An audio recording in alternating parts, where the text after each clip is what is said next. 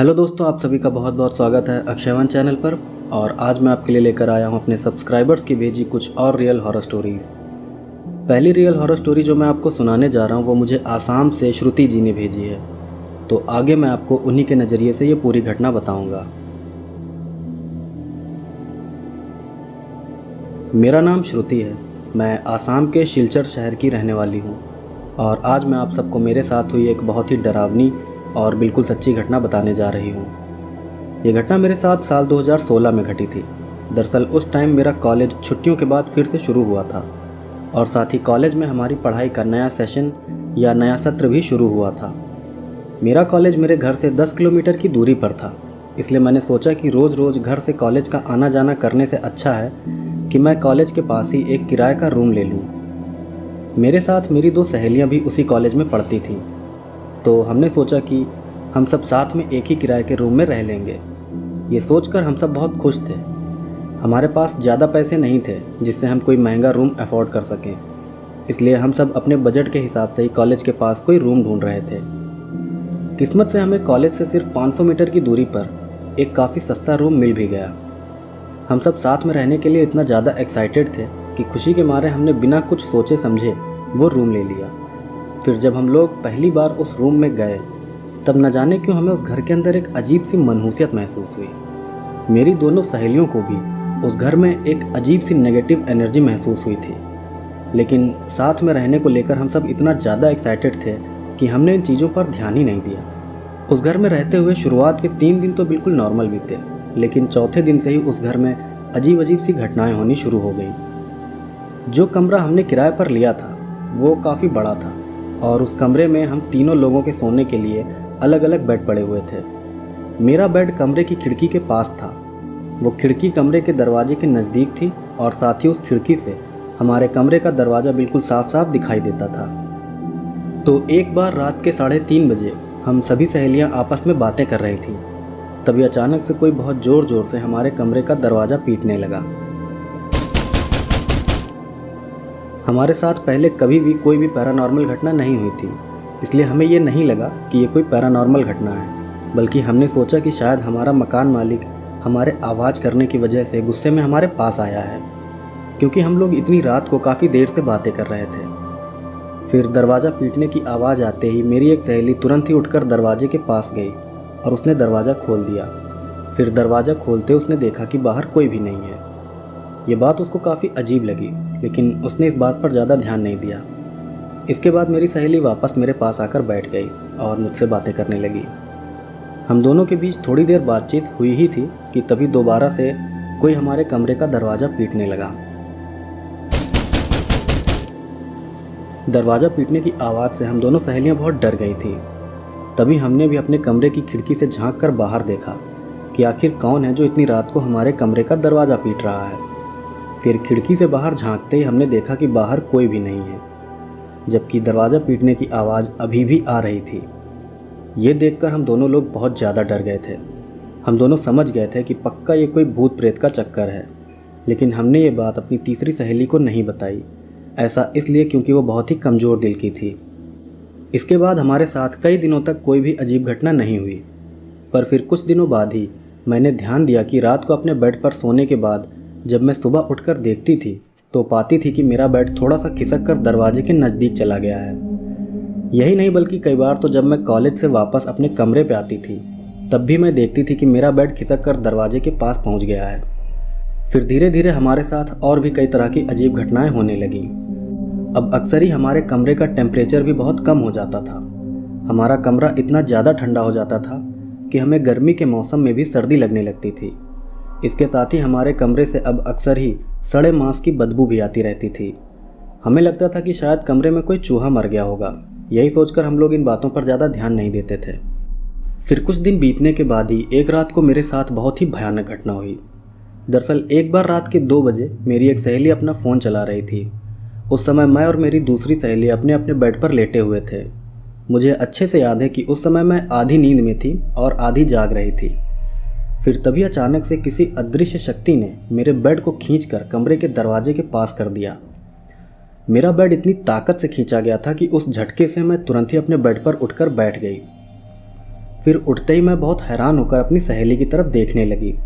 तब मेरी सहेली ने मुझे बताया कि अभी तुम्हारा बेड अपने आप ही खिसक कर दरवाजे के पास पहुंच गया। अपनी सहेली की ये बात सुनकर मैं बहुत ज़्यादा डर गई थी। मेरी सहेली भी वो सब देखकर बहुत डर गई थी। हम दोनों लोग डर से कांप रहे थे। हम चिल्लाना चाहते थे पर हम चिल्लाए नहीं, क्योंकि अगर हम चिल्ला देते तो हमारी तीसरी सहेली भी डर जाती। इसलिए हमने शांत रहकर किसी तरह वो रात बिता दी। फिर उस दिन के बाद से हमें अक्सर अपने कमरे में किसी और के भी होने का एहसास होता रहता था। वो जो कोई भी था हमें दिखाई नहीं देता था, लेकिन उसकी मौजूदगी का एहसास हमें होता रहता था। यही नहीं बल्कि अब तो रोज़ रात को दरवाजे के पास वाली खिड़की के बाहर से किसी शख्स के चलने की आवाज़ आती रहती थी। ये सब घटनाएं दिल को दहला देने वाली थीं, लेकिन मजबूरी में हम लोगों को वहाँ पर रहना पड़ रहा था। फिर एक बार हमारे कॉलेज में छुट्टियाँ पड़ी तो हम तीनों लोग अपने अपने घर चले गए। घर जाकर मैंने ये बात जब अपने परिवार वालों को बताई तब उन्होंने मेरे उस मनहूस घर में रहने से बिल्कुल साफ साफ मना कर दिया। और फिर मेरे घर वालों ने कॉलेज के ही हॉस्टल में मेरे रहने का इंतज़ाम भी कर दिया। मेरे हॉस्टल में शिफ्ट हो जाने से मेरी सारी परेशानियां ख़त्म हो गई थीं, लेकिन मेरी दोनों सहेलियों का बजट इतना नहीं था कि वो हॉस्टल में रह सकें। इसलिए मजबूरी में उन्हें उसी हॉन्टेड घर में रहना पड़ रहा था। उस मनहूस घर में रहते हुए मेरी दोनों सहेलियों के साथ कई तरह की पैरानॉर्मल घटनाएं होने लगी थीं। मेरी सहेलियों को अक्सर ही उस घर में स्लीप पैरालिसिस होने लगा था।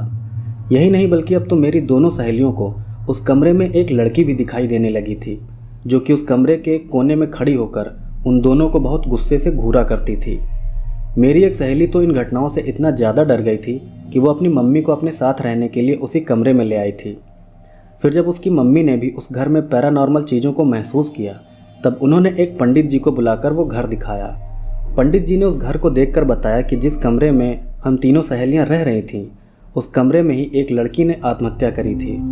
जब मेरी सहेलियों को ये बात पता चली तब उन्होंने मुझे भी ये बात बताई थी। ये बात जानकर मैं बहुत ज़्यादा डर गई थी। इसके बाद मेरी सहेलियों ने भी उस घर को छोड़ दिया।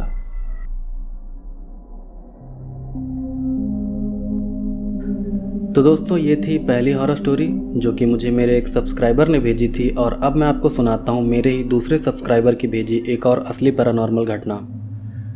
ये घटना मुझे मध्य प्रदेश से विनय जी ने भेजी है, तो आगे मैं आपको उन्हीं के नज़रिए से ये पूरी घटना बताऊंगा।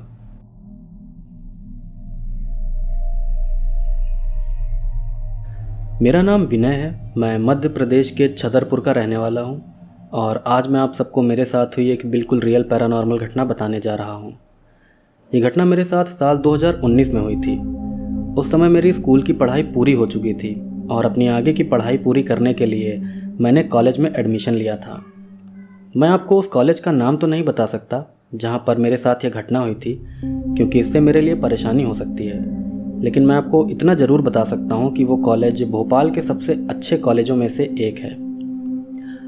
तो कॉलेज के पहले दिन मेरे मम्मी पापा भी मुझे छोड़ने कॉलेज आए थे। मेरा हॉस्टल भी वहीं कॉलेज के अंदर ही था। साथ ही मेरे स्कूल के एक दोस्त ने भी उसी कॉलेज में एडमिशन लिया था। तो जब मैं अपने मम्मी पापा के साथ कॉलेज पहुंचा तब मैंने देखा कि वहां पर बहुत सन्नाटा था। कॉलेज के गेट पर भी कोई गार्ड नहीं था, साथ ही कॉलेज में भी कोई बच्चा दिखाई नहीं दे रहा था। कॉलेज में सन्नाटा देखकर मुझे लगा कि कहीं हम लोग छुट्टी के समय तो नहीं आ गए हैं। फिर मैंने मोबाइल से अपने दोस्त को कॉल किया और उससे पूछा कि भाई तू कहाँ है।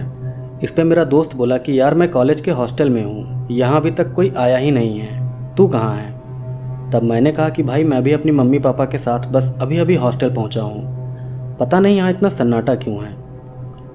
फिर मैंने अपने दोस्त से उसके हॉस्टल वाले रूम का नंबर पूछा और उससे कहा कि ठीक है भाई, मैं थोड़ी देर में अभी तुम्हारे रूम पे ही आता हूँ। इतनी बात करने के बाद मैंने फ़ोन काट दिया। फिर मैं हॉस्टल वाले अपने कमरे में चला गया। वहाँ जाकर मैंने अपना सामान रखा और उसके बाद मैं अपने मम्मी पापा को लेकर अपने दोस्त के रूम पे चला गया। मेरा दोस्त अपने रूम पर ही था। फिर मेरे मम्मी पापा ने मेरे दोस्त से थोड़ी देर बातचीत की। उसके बाद मेरे मम्मी पापा वापस घर के लिए निकल गए। मम्मी पापा के जाने के बाद मैंने अपने दोस्त से पूछा कि यार कॉलेज में इतने कम बच्चे क्यों आए हैं। तब मेरे दोस्त ने कहा कि पता नहीं भाई, आज तो कोई छुट्टी भी नहीं है।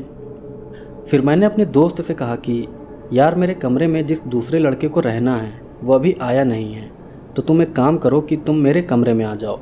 जब मेरे साथ वाला लड़का यहाँ आ जाएगा तब हम उसको तुम्हारे कमरे में शिफ्ट कर देंगे। इस पे मेरे दोस्त ने कहा कि हाँ भाई तुम ठीक कह रहे हो। फिर मेरा दोस्त मेरे ही कमरे में शिफ्ट हो गया। मेरे दोस्त के मेरे कमरे में शिफ्ट होने के बाद हम दोनों दिन भर बातें करते रहे। इसके बाद बातें करते करते कब रात हो गई हमें पता ही नहीं चला। फिर रात को खाना खाने के बाद जब हम दोनों सोने के लिए अपने बेड पर जाने लगे तब मुझे बहुत ज़ोर से टॉयलेट लगने लगी। तब मैंने अपने दोस्त से कहा कि चल भाई टॉयलेट चलते हैं। उसने कहा ठीक है भाई चल। इसके बाद हम दोनों टॉयलेट करने वॉशरूम की तरफ चले गए। हमारे हॉस्टल में वॉशरूम बाहर की तरफ था। हम दोनों जब वॉशरूम की तरफ जा रहे थे तब हॉस्टल में चारों तरफ बिल्कुल सन्नाटा फैला हुआ था। फिर वॉशरूम पहुंचकर मेरे दोस्त ने मुझसे कहा कि तुम जाकर टॉयलेट कर लो, मैं यहीं बाहर खड़ा हूँ। मैंने कहा ठीक है। इतना बोलकर मैं वॉशरूम के अंदर चला गया। फिर जैसे ही मैं टॉयलेट करके हाथ धोने लगा वैसे ही पूरे हॉस्टल की लाइट चली गई। लाइट जाते ही अचानक से मुझे अपने पास किसी और शख्स के भी होने का एहसास होने लगा। मुझे ऐसा लग रहा था जैसे कोई मेरे बगल में खड़ा है। मैं उस शख्स की सांसों की आवाज़ बिल्कुल साफ साफ सुन पा रहा था। मैंने सोचा कि वो मेरा दोस्त है, इसलिए मैंने उससे हंसते हुए कहा कि अरे तुम तो टॉयलेट में चले आए, अंधेरे से तुमको डर लगता है क्या? मेरी बात का उसने कोई भी जवाब नहीं दिया। फिर हाथ धोने के बाद मैंने टॉयलेट में मौजूद उस दूसरे शख्स का हाथ पकड़ा और उससे कहा कि चलो बाहर चलते हैं। इतना बोलकर मैं उसका हाथ पकड़े हुए टॉयलेट के बाहर आ गया। फिर जैसे ही मैं टॉयलेट के बाहर आया वैसे ही मैंने देखा कि मेरा दोस्त अपने मोबाइल की टॉर्च जलाकर टॉयलेट के बाहर ही खड़ा है। ये देखकर मैं बहुत घबरा गया। मैं सोच में पड़ गया कि अगर मेरा दोस्त यहाँ बाहर खड़ा है तो टॉयलेट के अंदर वो शख्स कौन था जिसका हाथ मैंने पकड़ा था। ये सोचकर मैं बहुत डर गया था। डर के मारे पीछे पलटकर देखने की भी मेरी हिम्मत नहीं हो रही थी। फिर जैसे ही मैं अपने पीछे पलटकर देखने वाला था वैसे ही हॉस्टल में लाइट भी आ गई। लाइट आते ही जब मैंने पीछे पलटकर देखा तो पाया कि अब वहाँ पर कोई भी नहीं है। इस घटना से मैं बहुत घबरा गया था। फिर मैंने अपने दोस्त से कहा कि चल भाई जल्दी से अपने कमरे पे चलते हैं। फिर हम दोनों लोग कमरे में आ गए। कमरे में आने के बाद मेरी डरी हुई शक्ल देखकर मेरे दोस्त ने मुझसे पूछा कि क्या हुआ, तुम इतना डरे हुए क्यों हो? तब मैंने अपने दोस्त को टॉयलेट में हुई वो सारी घटना बता दी। मेरी बात सुनकर मेरा दोस्त हंसने लगा। उसने मुझसे कहा कि अरे यार तुम थके हुए हो इसलिए तुमको वहम हुआ है, चुपचाप सो जाओ, आराम करने से सब ठीक हो जाएगा। इतना बोलने के बाद मेरा दोस्त सो गया। मेरा दोस्त तो सो गया था लेकिन मुझे उस समय नींद नहीं आ रही थी, क्योंकि मैं जानता था कि टॉयलेट में जो कुछ भी हुआ था वो मेरा वहम नहीं था बल्कि वो सब सच था। फिर लेटे लेटे कब मुझे नींद आ गई मुझे पता ही नहीं चला। अगली सुबह जब हम दोनों जागे तो हमने देखा कि अब हॉस्टल में काफ़ी सारे बच्चे आ गए हैं। फिर हम दोनों ने अपनी क्लास में जाकर पढ़ाई की। फिर कॉलेज से छुट्टी होने के बाद हम दोनों अपने कमरे पे आ गए। कमरे पे आने के बाद हमने देखा कि मेरा रूममेट यानी कि मेरे कमरे में साथ में रहने वाला लड़का भी वहाँ आ गया था। तो मैंने उस लड़के से कह दिया कि इस कमरे में मेरा दोस्त रह लेगा, तुम मेरे दोस्त के कमरे में शिफ्ट हो जाओ। मेरी बात पर पहले तो उस लड़के ने बहुत आनाकानी करी, लेकिन बाद में वो मेरी बात मान गया और फिर वो लड़का जाकर मेरे दोस्त के रूम में शिफ्ट हो गया। इसके बाद हम दोनों ने अपने कमरे में थोड़ी देर आराम किया। फिर हमने सोचा कि क्यों ना हम लोग शाम को कहीं घूम कर आएँ। हमारे कॉलेज के पीछे एक बड़ा सा तालाब था, तो हम दोनों ने सोचा कि क्यों ना तालाब के पास घूम कर आया जाए। फिर शाम को हम दोनों तालाब के पास घूमने चले गए। वहाँ पहुँचकर हम दोनों तालाब के किनारे बैठ गए। वहाँ पर बहुत शांति थी और हम दोनों को वहाँ पर बहुत अच्छा लग रहा था। फिर हम दोनों लोग वहाँ बैठकर अपना अपना मोबाइल चलाने लगे। हमें वहाँ बैठे हुए अभी कुछ मिनट ही बीते थे कि तभी अचानक से वहाँ पर एक अजीब सी आवाज़ आने लगी।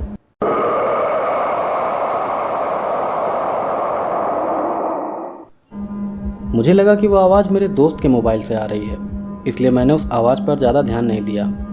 पर कुछ देर बाद ही वो आवाज़ फिर से आने लगी। तब मैंने अपने दोस्त से कहा कि ये कैसी आवाज़ आ रही है यार, तू क्या देख रहा है मोबाइल में? तब मेरे दोस्त ने मुझसे कहा कि मुझे लगा कि तुम कोई अजीब चीज़ देख रहे हो और ये आवाज़ तुम्हारे मोबाइल से आ रही है। हम दोनों इतनी बात कर ही रहे थे कि तभी अचानक से हमें वो आवाज़ फिर से सुनाई दी।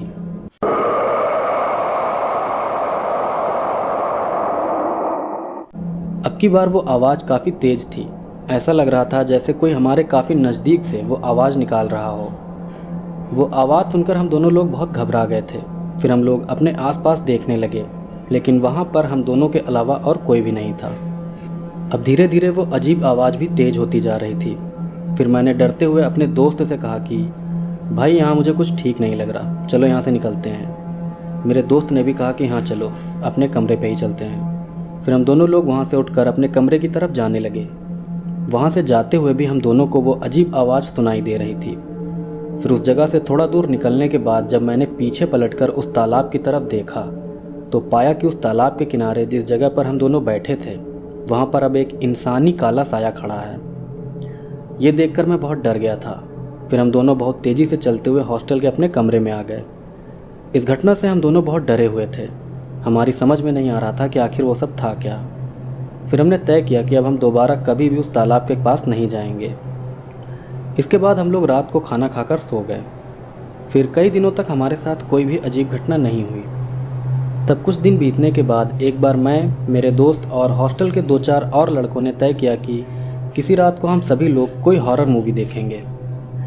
तो ऐसे ही एक रात को मैं, मेरा दोस्त और हॉस्टल के और 2-3 लड़के मेरे कमरे में लैपटॉप पर हॉरर मूवी देख रहे थे।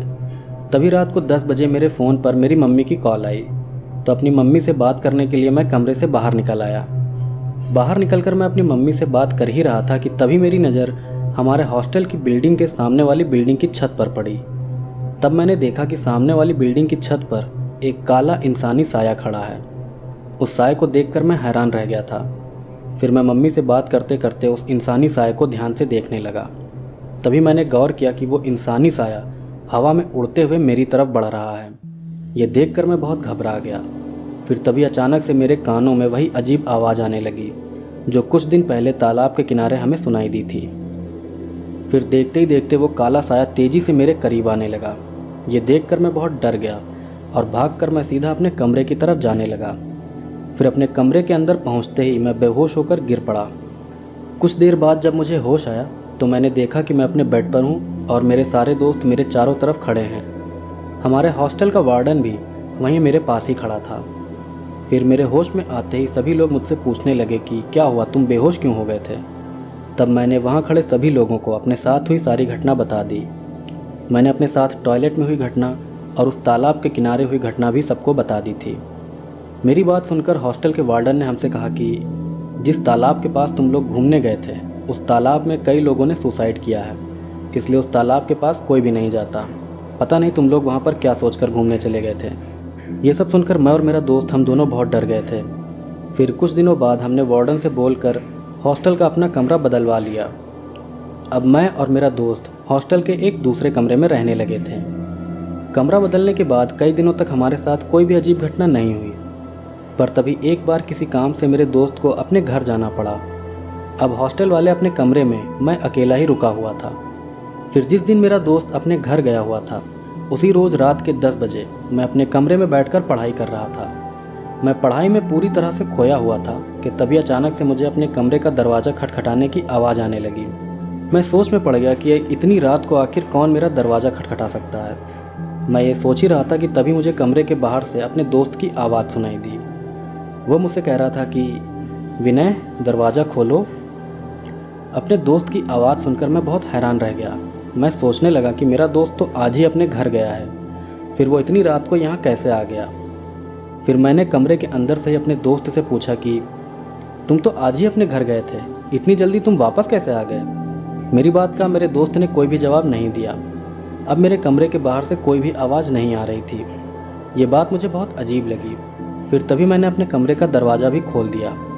कमरे का दरवाज़ा खोलते ही मैंने देखा कि मेरे कमरे से थोड़ी दूरी पर वही इंसानी काला साया खड़ा है।